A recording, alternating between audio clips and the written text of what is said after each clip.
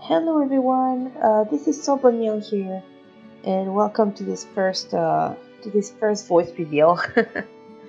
No, don't ask if I'm a boy or girl. I'm non-binary, so please respect.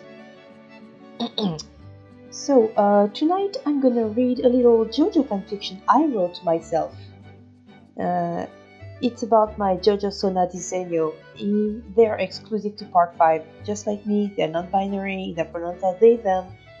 So you'll understand why in this story. So basically, this story is a Christmas story, and the first time Disegno spends Christmas as a Passione member. Please enjoy listening to my voice and enjoy the speed paint as well. Let's go! Christmas time. Disegno never thought they would spend it with their best friends. Tiziano was the one to have organized the day. He knew what places Disegno would love to explore. Of course, the smaller blonde never forgot their sketchbook to get some sketch souvenir on the trip in Venezia. The three friends ended their day with a hot cocoa in front of the fireplace, telling each other some of their own backstories. Disegno was the first to tell theirs. So, Disegno, Squalo said, curious about what his friend was about to tell. Could you tell us a bit more about yourself? We know you're an artist, and that's great, but we never knew what you went through. Well, the small blonde began, hesitating at first. If I should talk about it, please, don't tell the boss. It's between you and I. What is said within those walls will stay within those walls, Tiziano replied, signing a cross on his chest. It's a promise. Well, let me tell you a bit of my backstory, Disegno said, inhaling deeply to gain some confidence. I never knew who my father was. My mother raised me on her own. She told me my dad was someone important in an organization, and she loved him deeply. My mother was only 2 months pregnant when my father was killed. She had to hide to save me and herself. Disegno stopped for a moment before going back to their story. They knew it was going to be a bad part to tell about, but they knew they had to let this out eventually. I was born as a girl, the small blonde continued. My mother named me Anna. It was the name of her great-grandmother, so she wanted to honor that person I never knew. I grew up in Venezia with my mom. She never told me about my dad until I was old enough to understand. And I never knew at first, but my mother was a stand user. Her stand was named I Belong to You. It was very special, you see. My mother did a lot of massages to earn her money, and her stand allowed her massages to have a direct effect on the people she touched. She was renowned for that.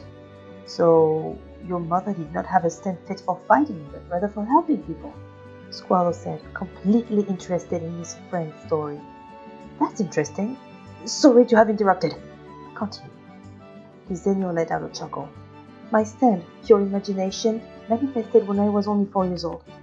I was playing with crayons and I wanted to write the word puppy on my skin. I turned into a puppy. I freaked out, and my mom erased the crayon I had on my skin. I turned back into the human I was supposed to be. That was quite the experience, and my mom forbade me to use my stand until I was 14. The three friends laughed in unison at this fact.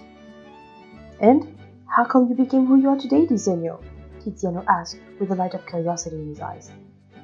I was 15 when I began feeling like I was in the wrong body, the smaller blonde continued. This time, their tone sounded sadder. I didn't like my chest.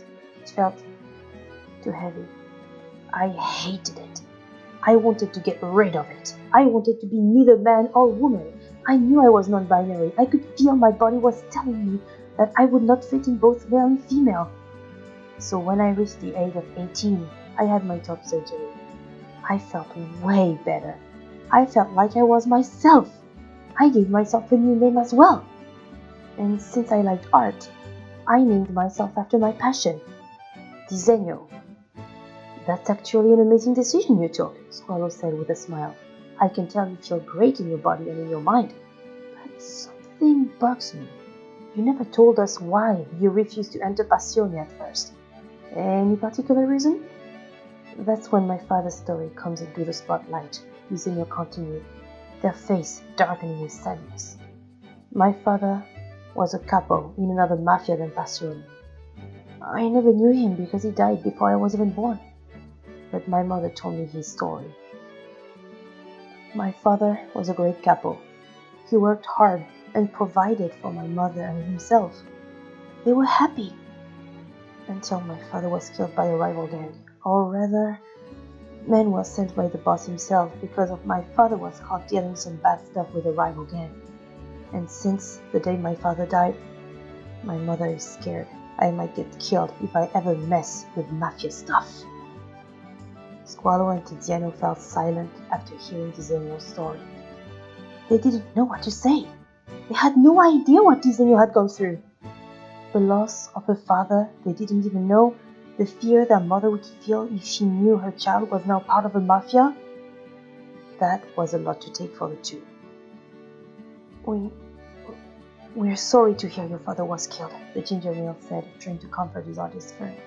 Kids and I never knew your father was executed. I did not even know him, Disegno replied, their face changing expression. I'm a grown-ass adult, for Pete's sake. I make my own choices. I joined Passione because your boss did not leave me a choice. So here I am, spending time with two awesome friends I made when I joined. Disegno's tone had completely changed from sad to happy, as if nothing had made them sad. After all, Disegno was spending their first Christmas in Passione with their two best friends.